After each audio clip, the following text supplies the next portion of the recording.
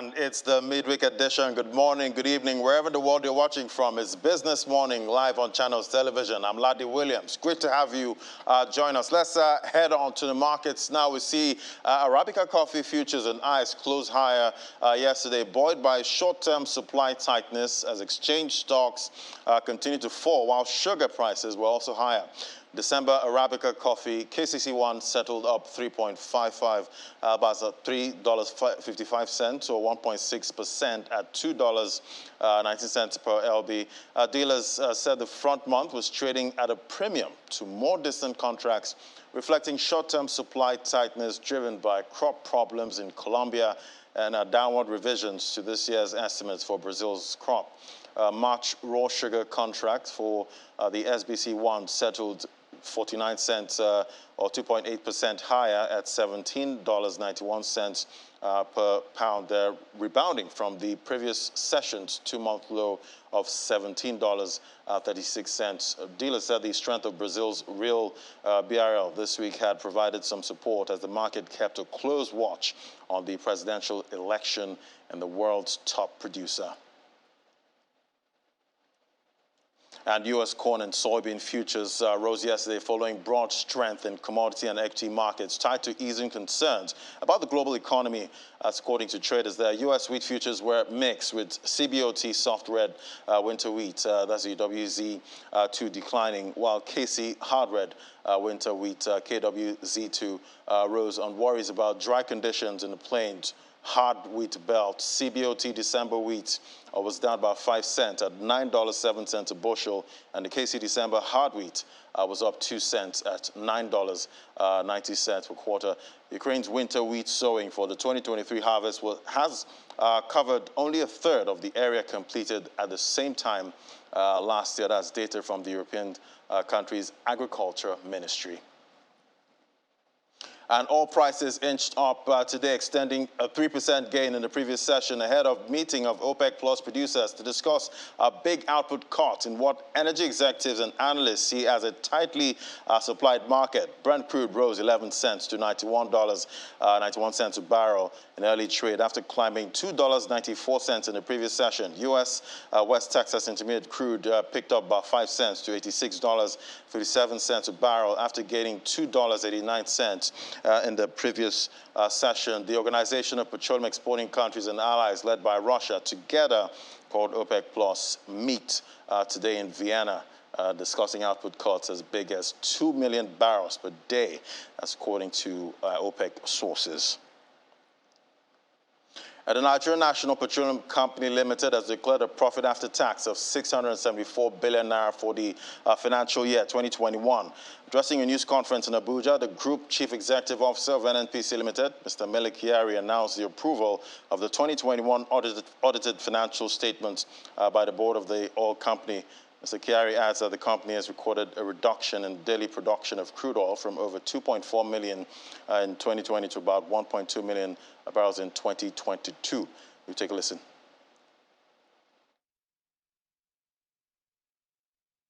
The board of NNPC Limited has approved the 2021 audited financial statements, and NNPC has progressed to a new performance level from 287 billion naira profit in 2020 to a 674 billion naira profit after tax in year 2021, climbing higher by 134.8% profit growth compared to year 2020. Today, our production is around 1.2 million barrels per day. We have proven capacity, and this has come to pass in April year 2020, if you recall. Our production, without any intervention, peaked at 2.49 million barrels per day. That means we have capacity without doing anything extra to produce up to 2.49 million barrels per day. But since COVID got abated, and of course the issues around the acts of vandals returned, we saw this gradual decline in our production up to the point of this situation that we found ourselves of 1.23 million barrels per day currently.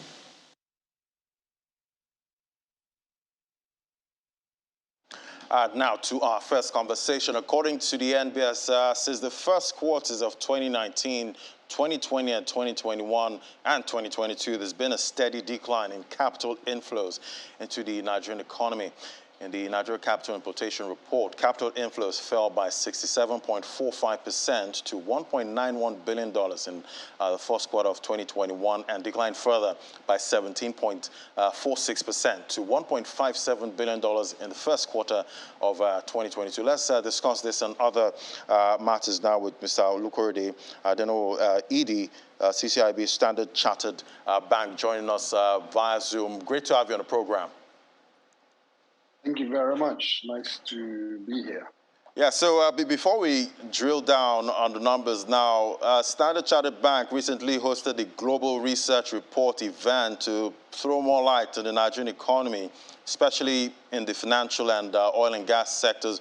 What are the key highlights you want policymakers to take away? Okay, thank you. We had two panels in this global research session that we had, which was a whole day. One panel was on monetary policy.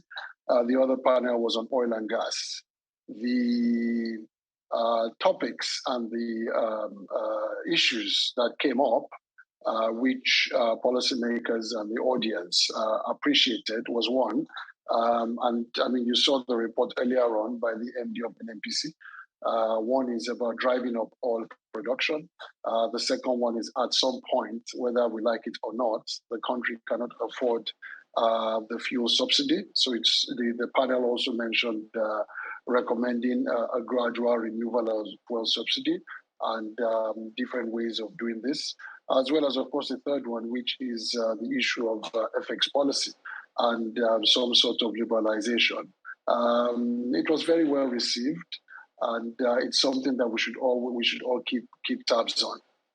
Yeah, quite interesting conversations there. But what are your thoughts about Nigeria's ability to attract portfolio flows? You know, at this time, looking at the figures there, it's been declining. Certainly, I mean, you just mentioned that in your last report as well, and it's all about creating the enabling environment to attract the flows. The CBN has put quite a number of initiatives in place. One of that is the issue of giving rebates to exporters. They are also encouraging import substitution. They're encouraging export promotion. Rebates are in place to actually encourage exporters. We need to do more concerning intangibles, which are remittances. How do we encourage diaspora flows, to come into the country? How do we encourage them? The central bank put in place that 5 naira per dollar policy to also encourage them. A lot is being done on the part of the central bank. So it's just all about the environment. How do we get the environment to actually attract remittances to come in via diaspora flows and other remittances, as well as export promotion? And what about foreign direct investment? How do we attract more of that, considering where we are, with the FX issues, getting those funds out is also a problem. Oh, absolutely. And again, the elements that I mentioned earlier on in the last question also applies. Apart from that, for the FDIs, or portfolio, I would say portfolio investors, not direct investors. It's also one of the environment, the ability to get your money out. Once you know that you can get your money out, of course you would want to bring your money in, and all those measures being put in place to encourage them to actually bring their money in, and guarantees or soft comfort. Central bank has been giving them soft comfort that nobody's money will be stuck in Nigeria. Those kind of positive rhetorics, would actually encourage them to bring their funds in because they know they can take their funds out.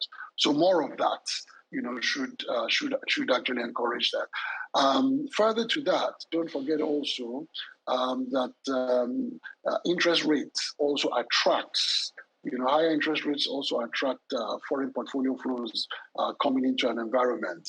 Again, you have seen what the central bank has done.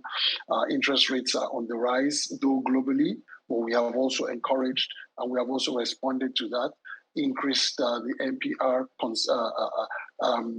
consecutively, at the different monetary policy meetings, monetary policy committee meetings. And therefore, with increased interest rates, you expect that portfolio flows will actually respond to that and also come to the country. So a totality of all those should actually bring some stability and inflows, further inflows from portfolio investors.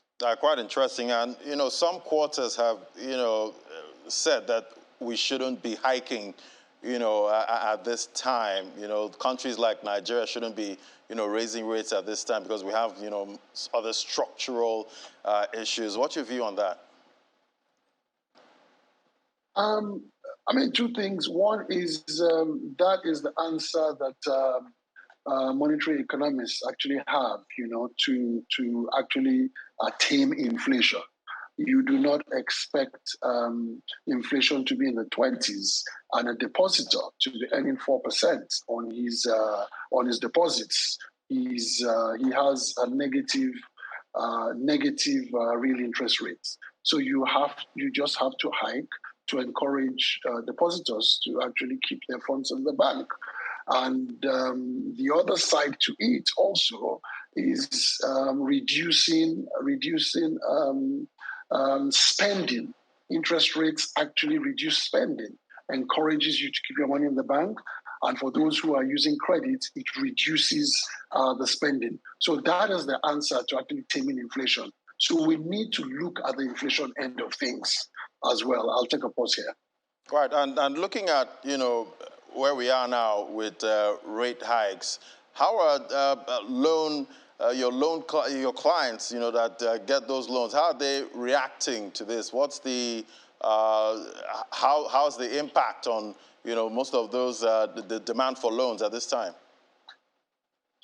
Let me talk about the expectation. The expectation is that loans for consumables obviously will reduce. The impact is that for capital items, you expect a rethink by the different sponsors whether to go ahead or not. Having said that, the trickle-down effect, we have not started to feel that impact, but in a few months we should see the impact in terms of the effect on borrowing. Right, quite interesting. We're looking out for that. But, considering this is a pre-election year, should we expect to see a bearish position, from the bank at its risk appetite towards corporate client projects at this time? I would say I'm very positive about Nigeria. We have had 6 elections from 1999 to date. We're going to the 7th one. We're not going to continue starting and stopping the whole economy because of elections. The elections would come, the elections will go. We would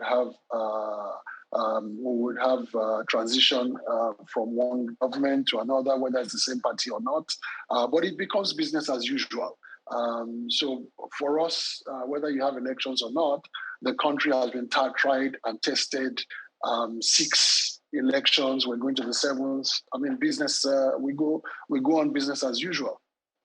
Right, and what is your position, towards commitment to promoting sustainable finance solutions in Nigeria? Because that is actually much needed at this time.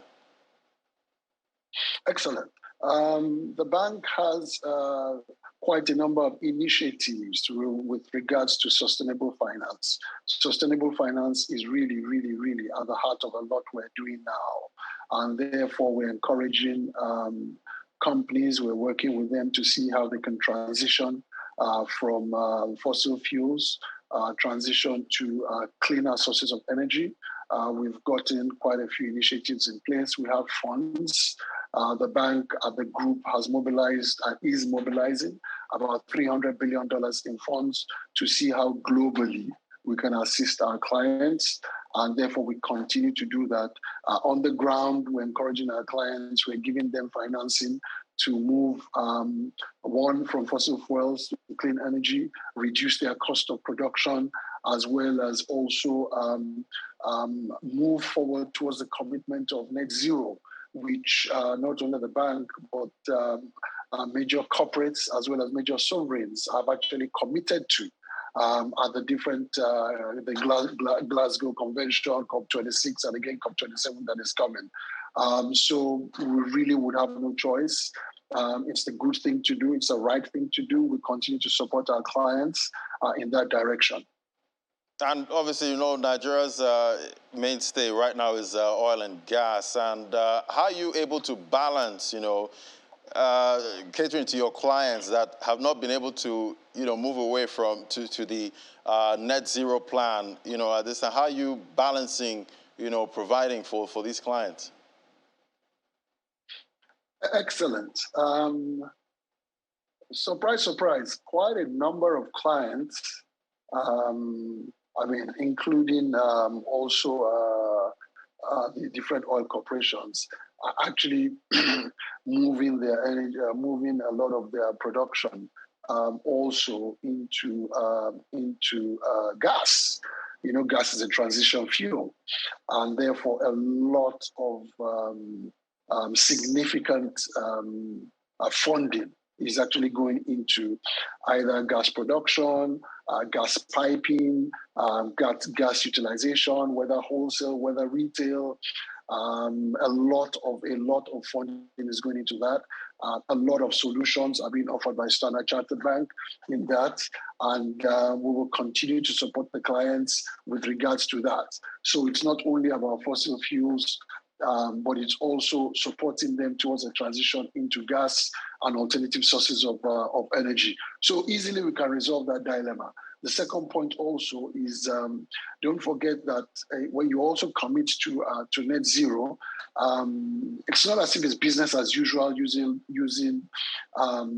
fossil fuels, but again, you can actually purchase carbon credits to take you further as a corporation into meeting your net zero commitment.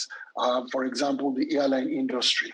I'm not sure there's an alternative yet, you know, to reduce the carbon emissions that planes are actually producing, you know, as they fly the skies. So again, they can come together, buy carbon credits, and also ensure that they get to the net zero commitment.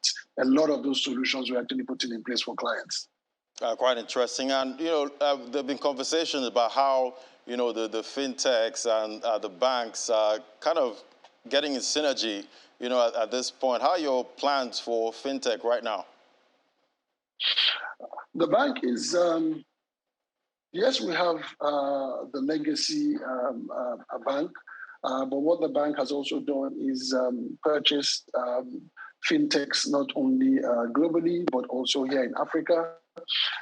We have fintech companies that we have purchased that are actually also working with the bank to actually bring world-class, first-class technologies to actually diversify the legacy systems. You know, make them more agile, make them more dynamic, and make them more mobile, you know, for our clients. So yes, we are very big, one, proprietarily in supporting fintech program, but also inorganically buying fintech companies. But not only that, offering solutions to fintech clients. Recently, we have a staff from Nigeria who's going to join our fintech team, also in California. Those are the kind of things we're doing to actually bring in expertise and enhance our own expertise in the fintech industry, which ultimately will drive our own legacy systems here, transition the legacy systems, and also at the same time provide solutions for our clients in the fintech industry in Nigeria. All right. Thank you so much, Mr. Olukorede. I don't know, ED, CCIB, Standard Chartered Bank. It was great having your perspective on the show today. Thank you very much, and I appreciate it, Channels TV. Thank you. All right, now, so after the break, we head on to the AFEX Commodities Market Update. That's in a moment. To stay with us. This is Business Morning.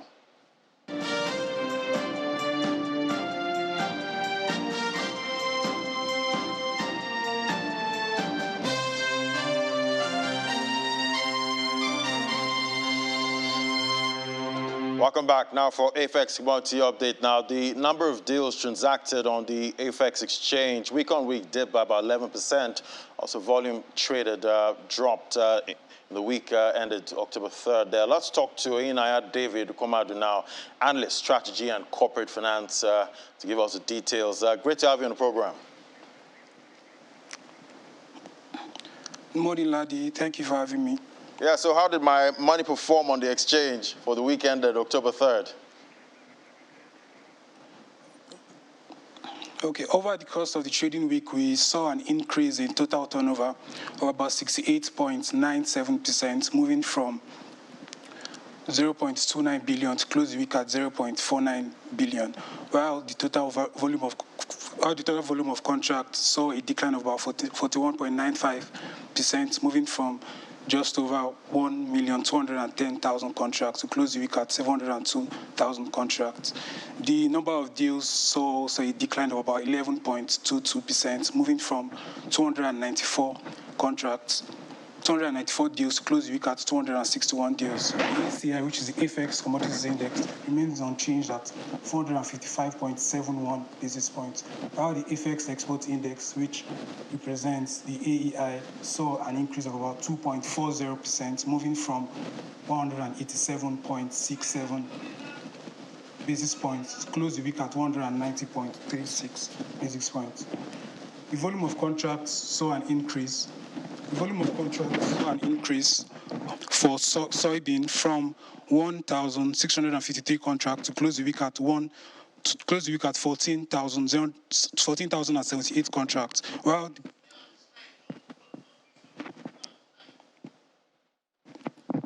while the volume of contracts for paddy rice saw an increase from 943 contracts to close the week at 4,526 contracts. The volume of contracts for sorghum saw an increase from 16,797 contracts to close the week at 301,197 contracts. The volume of contracts for cocoa also saw an increase from 388 contracts to close the week at 305,705 contracts, while all other commodities experienced a decline. Moving on to the price changes for the week, we saw a decline in price of maize of about 0.73%, representing 1.52 naira, to close the week at 208.48 naira, while the cocoa saw an increase of about 1.81%, representing 21.67 naira, to close the week at 1,220 naira. For more information on the Commodities Exchange, you can always check out our website at AFEX Nigeria and our social media platform at COMEX by AFEX. All right, David, thank you for that update. We'll keep tracking those numbers. Now, well, still on AFEX commodities market now, to the next conversation. Now, rainfall is a key climatic feature, but right now we're experiencing irregular rainfall pattern, and this is affecting commodities that are being planted this season. Join us now is Nathaniel Etim, Fund Manager, Food Security Fund AFEX, to discuss how this is affecting the planting season. Great to have you on the program. So, Etim, we like rainfall, but we don't want too much of it. How's it affecting planting season? Hi, Ladi. Thanks for having me. Please confirm that you can hear me clearly. Oh, yes, I can hear you. Yeah. Fantastic. All right. So just to provide context to some of the listeners, so rainfall provides moisture in the soil, which is required to start the germination process of a seed. So after a farmer has either manually put the seed in the ground or used the planter to plant, germination has to happen. And if there isn't moisture in the ground, which the rain provides, then that seed will not germinate. And so very quickly, an investment can be lost when rain doesn't fall. And so usually what you will find is farmers would wait for a period of time for the rain to establish before they begin to plant. So there's something called forced onset. So when rain might fall 1 or 2 days and then stops, if you plant in that time and then rain doesn't fall afterwards, that's a problem. And so you wait for rain to establish where you can have rain for a period of days and then you plant. Now, if you wait too long to start planting, and so you don't plant at the right date, then you are at risk of a lower yield. or even a complete loss, especially if there are no sufficient rain in key stages like the flowering stage. Now with rainfall becoming quite unpredictable due to climate change, and this is experienced differently and at different intensities in different parts of the country. The planting window is becoming a bit more difficult to forecast. It's especially more difficult in areas with higher temperatures like Kano, where rain tends to be established sometime between mid to late June, and earlier around early to mid October. So usually on the south, you will find rain start earlier and end later compared to the northern areas, where rain will start relatively later, but then end earlier. Now, earlier this year, I recall reading the NIMET report, that's the Nigerian Meteorological Agency report. They would usually release reports every year just to give a prediction of what the rainfall pattern would be like. And so farmers and investors like myself will usually look at it just to know when to plant. And so I remember looking at that report for the 5th time, sometime around March, and then just thinking around the consequences of missing out on the planting window, especially in the light of dry spells. So dry spells are period when there are no rainfall, and these can be mild. So sometimes somewhere between 8 days, can be moderate, somewhere between 15 days, and then can be severe, 20 days or more. Now, just to illustrate the downside or the challenges of dry spells, I'll just use two examples that we face. So we finance about 50 hectares in Nasarawa and then about 140 hectares in Kano. So in Nasarawa, we completed planting around June 29th. Rain had stopped around early June, and rain stopped for about 24 days. Now, in this period of time, I'm sure you can imagine how worried I was, because then over 40 million naira, by that time, close to 13 to 15 million naira had been spent, and production of about 40 to 50 million was already planned to be spent. And so if rain didn't fall, that is close to 10, 15 million naira that's lost. And so you can expect that I was really hoping the rain would fall, because at this time we had not used irrigation. And for our project this year, we didn't do irrigation. It's from next year that I'll do irrigation. And so when rain didn't fall for 24 days, I was worried. But because of the stage that it was, I knew that once the rain returned, that everything would be fine. And once the rain came back, at least for the most part, we might just maybe lose 1 or 2 metric ton in yield. But overall, it will still be a good experience. On the other part is Kano, where we ended planting around July 16th. There was a heavy rainfall between August 19th and September the 3rd. And then it started to rain intermittently after that, but then completely ceased by September 14th. And then there were like 2 to 4 intermittent rains that was experienced since then. So now you would find rainfall, but not as much. Now, for that particular location where we planted, it's a bit of a sandy soil, and then temperature in Kano is high. So when rain falls intermittently, unfortunately, the water available is not sufficient. Now, because of we then have a situation where it's at the flowering stage, and unfortunately we need the rain, but there's nothing we can do much. So there is about 20% of the farm that's now at risk. And if I just yesterday had to tell my colleague to notify the insurance that there's now 20% of the farm that's at risk, because that 20% might not recover even when the rain starts. But these are just examples. Yeah. Of yeah, we definitely don't like the dry spells, but irregular rain we can handle. But I'm sure this affects most crops. But which crops are most affected with these irregularities?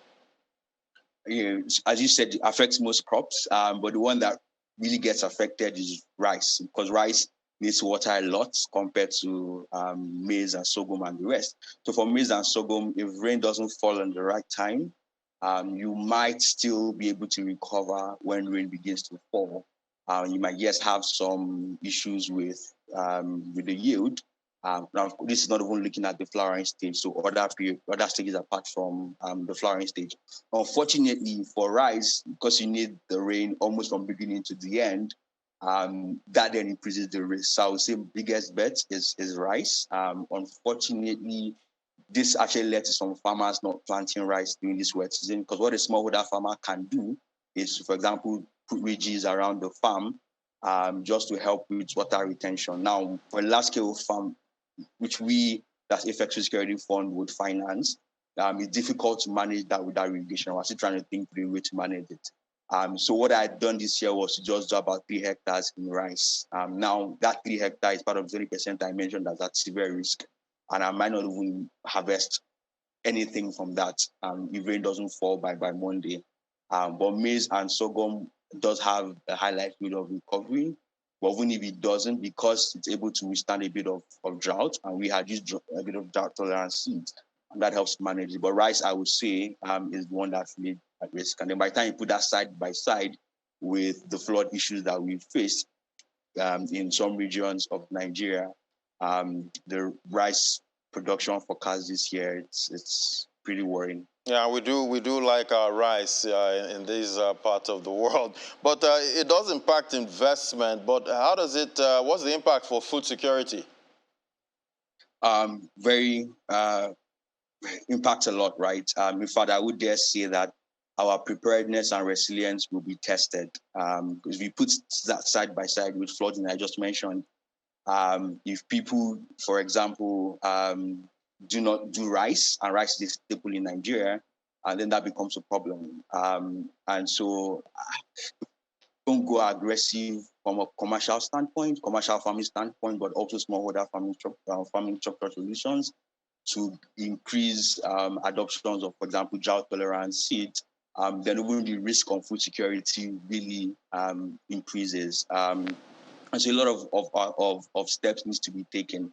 What we have done quite wrongly in the past 20 years in terms of interventions, we have to do differently in the next 5 to 10 years to manage food security.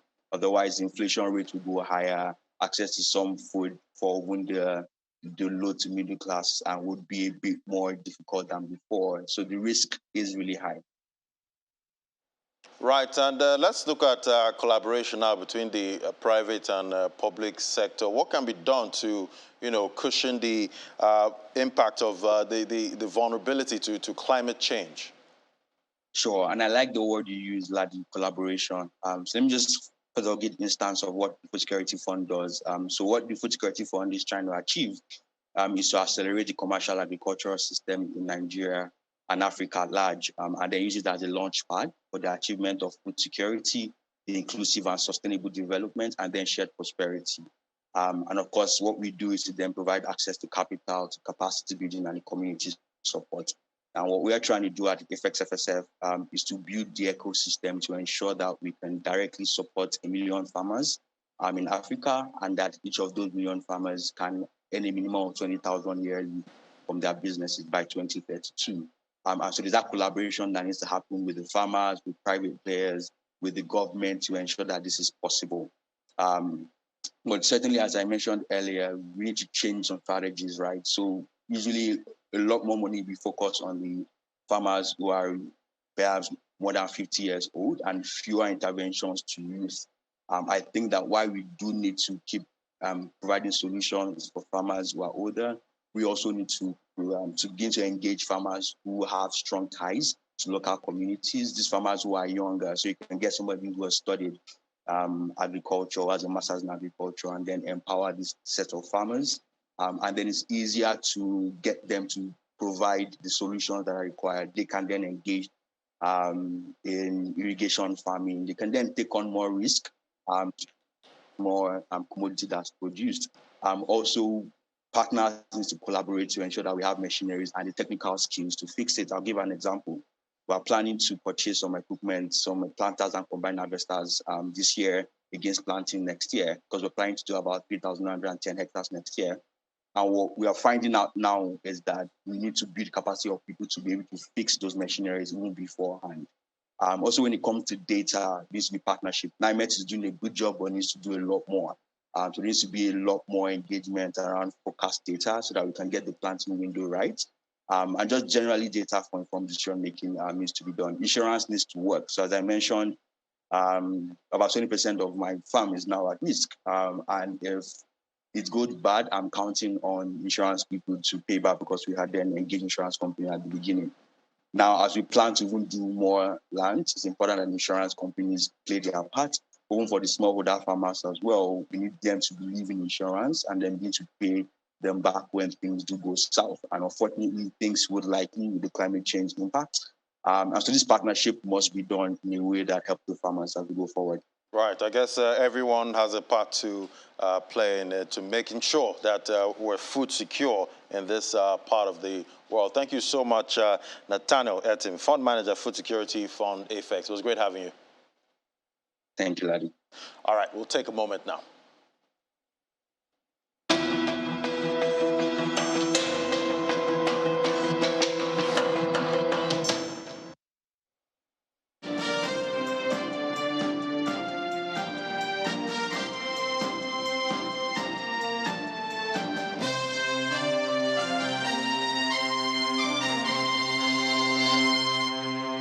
Welcome back. Still watching Business Morning live on Channels Television. Now let's head on to the market. We have Anyete bringing us the details right now. Great to have you, Anyete. And yeah, it was quite a bloody first start. A very bloody first start, you might call it. Quite bloody, yeah.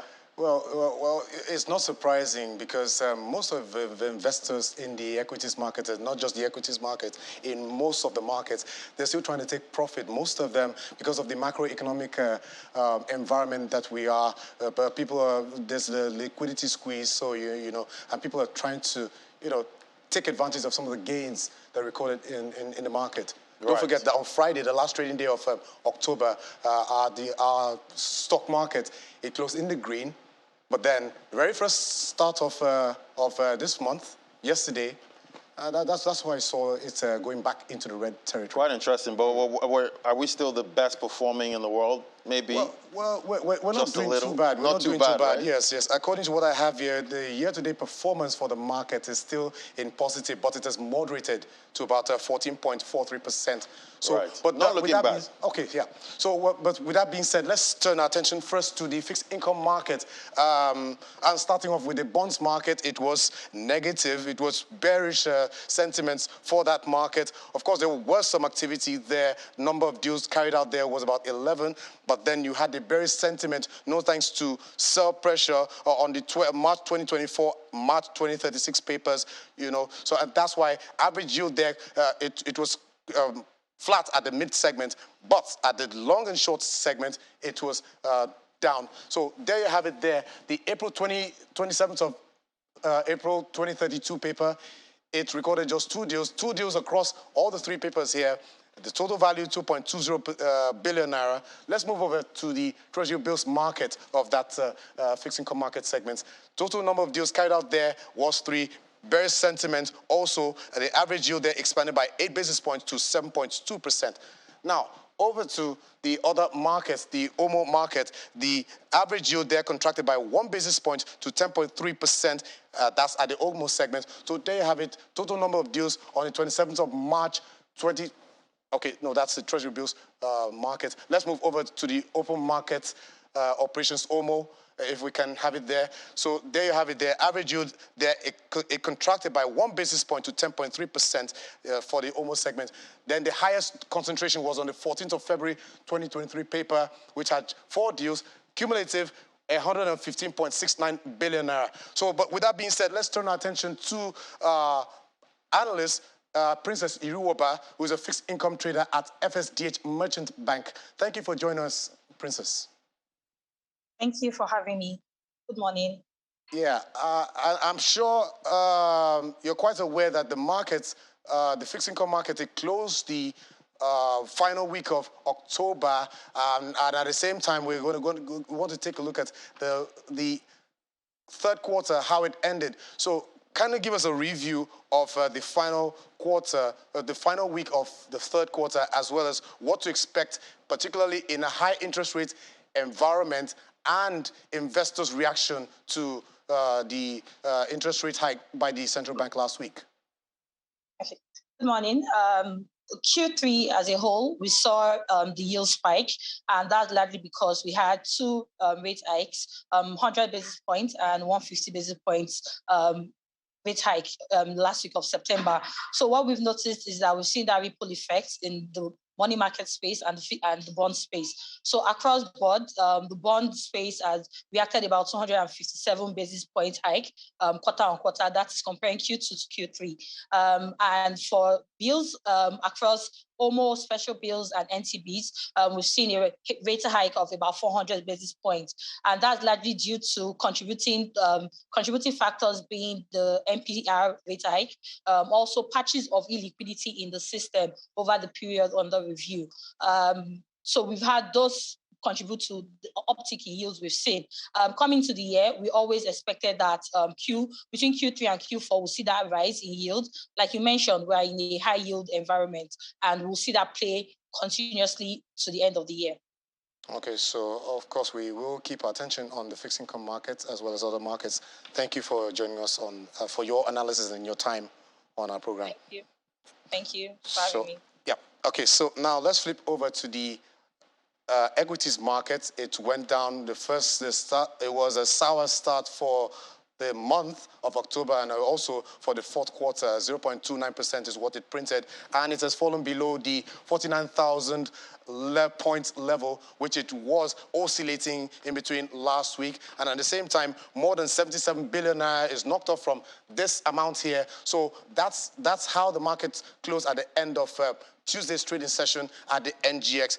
At the same time, when you look at the sectoral performance, the losses were attributed mostly to the tier 1 lenders and as well as some other tier 2 lenders, which caused nearly more than 2.5% drop on the banking counter. Of course, we also saw the consumer goods counter down. Its components led to that 0.41% drop there, while the oil and gas, the likes of Eternal Oil and Oando, caused a 0.34% drop on that counter there. Now, moving over to the activity chart, we saw that the total value, the volume of trades that was carried out there, it declined by 51.38%.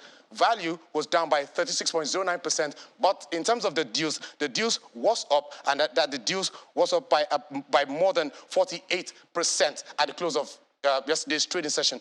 But as we speak right now, we will be having the listing of Nigeria's the first listing of Nigeria's power generation company, which is Geregu Power, and that is expected to add about 250 billion naira to the total value of this equities market, Nigeria's equities market. Of course, we expect that the market will close midweek trading session in the green, and then of course, investors are expected to really take advantage because it's going to be listed at 100 naira per share. So that is how the market closed for the start of October's trading session. Quite interesting. I'd be interested to see how investors actually react to the session we had yesterday, and all eyes on that Geregu listing. Thank you so much, Anete.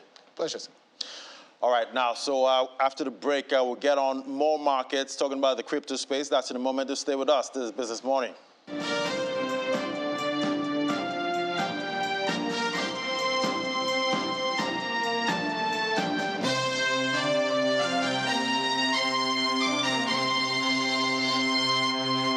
Welcome back. Now let's head on to other markets now, talking about the cryptocurrency market, and we see the fear greed index now, extreme fear, but much better than we had yesterday. Yesterday was about 22 points, now we're 25, trying to get out of this extreme fear region. So we'll be watching to see how the crypto market, talking about sentiment, actually gets out of this extreme fear into fear and maybe some greed. I've not seen greed in a long time, talking about this market sentiment now. Market cap, $965 billion. That's up by 1.82%. We're still seeing some buy pressure in the market this morning. Volume traded is up 18.08%. It's at 8 a.m. this morning. Bitcoin dominance there. out of the 30% range, now at 40.11%. Let's look at the price of Bitcoin this morning. Now we see 20,000, did get above $20,000 yesterday, and is still holding that 20K level, up 2.31%. Some analysts still believe it's quite shaky. Don't know if this 20K is going to hold in this market. 35.96 billion is volume traded for Bitcoin. Let's look at Ethereum now. Ethereum, they're trading at $1,357.70, up 1.48%. Volume traded $9.87 billion. Same volume, same range we saw yesterday, talking about the volume of Ethereum traded. Let's move on to the top alts by market cap there. It's all green across board there, but we see the biggest movers this morning, eCash and XRP. XRP is starting to go on that bullish run again. It did start last month, 45 cents. Some are seeing maybe $1 at some point, but you know how this market is, can't predict it. The US dollar could start running again and get everything hammered. It's up 3.59%. We see BNB there, $295, trying to get above the $300 level, up 0.21%. And Cardano, 43 cents, up 0.28%. Let's bring in Gilbert Jopata now to bring us up to speed what's happening in the market. Hello, Gilbert. Hello, Gilbert. Yes, I'm with you. Good morning, Mr. Ladi. Good morning, Gilbert. Great to have you. It's been a while. The market is not looking so bad, and it's looking like 20K wants to hold, even though we still, have extreme fear, in this market. But I got some news yesterday that users across Facebook and Instagram who reside in the US can now use their accounts to, they can now connect their crypto wallets and actually have their NFTs displayed and actually stored on these social media platforms. That's quite bullish for the market, I believe. Oh, yes. You just can't stop an idea whose time has come. And Facebook and Instagram of all company know this better. They have been the dominant tech company, and they are ready to overextend this boundary with this new upgrade where users can upload, share, or trade NFT, connect wallets like Trust, MetaMask, Coinbase, and accept collectibles from both Ether and Polygon. This is actually this company disrupting themselves before they get disrupted. But this spells trouble for young Web 3.0 startup. We're already gaining users. Creative, we're moving from Facebook, Instagram to their platform.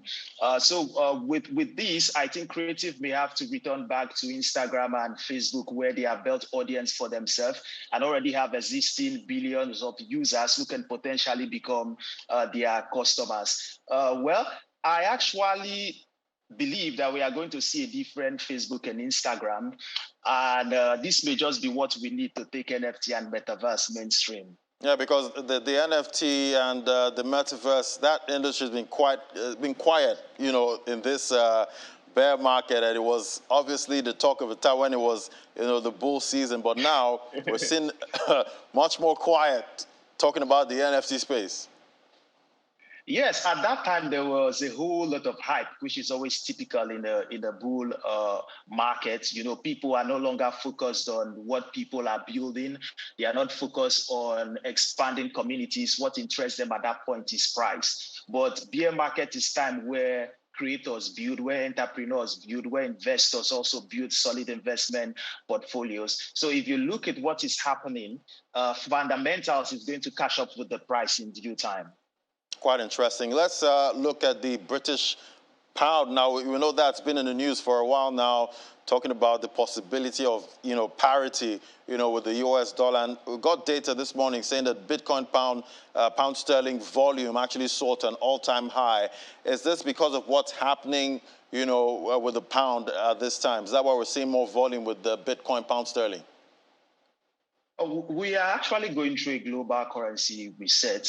But not everybody is paying attention to what is happening. So the British pound has actually been falling for a while to even seeing an all-time low. The volatility is quite unusual, but it's not surprising with present gas shortage going on in the country. So institutions began reducing their exposure by buying Bitcoin, which their citizens also followed. This actually spiked trading volume to over 1,000%. So far, over 47,000 BTC has also been acquired.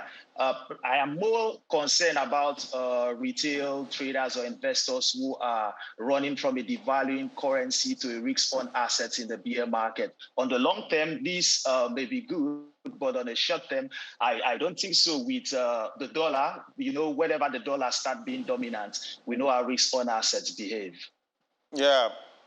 Yeah, quite interesting, Gilbert. But we know it's a bear market, but there are those assets that actually kind of do well in the bear market. What is that all-in crypto coin for you? All-in crypto coin for me, I'm actually looking at the exchange token. First of all, Bitcoin is always an asset one should always have in his portfolio, whether in a bull or bear market. Ether to me, is the safest bet in the cryptocurrency market right now. Other than that, exchange token are great places where I'm not scared of putting all my money into. Right, no fear. Thank you so much, Gilbert Jupata, financial market analyst. Yeah, thank you, Mr. Ladi. All right, now let's head back now. See top 5 gainers there. HNT is topping that counter up 9.54%. We've seen Doge. I've not seen Doge in a while in the top 5 gainers list, and now we're seeing Doge there trying to get some bullish momentum there. It's up 7.90%. We see XRP there up 6.68%. And Elron there, $55.29. And we see the top 5 losers there. RSR losing some steam there, down 2.78%. All right, that's it for the markets. Don't forget to join us at 1:30 for Business Incorporated for more updates and developments in the world of business. And John McCall will be taking on that. And remember, you can watch this show again on our YouTube channel. Just search for Channels Television on YouTube and slide onto our videos and see other shows. And you can watch to your satisfaction. Thank you for watching. I'm Ladi Williams. Bye for now.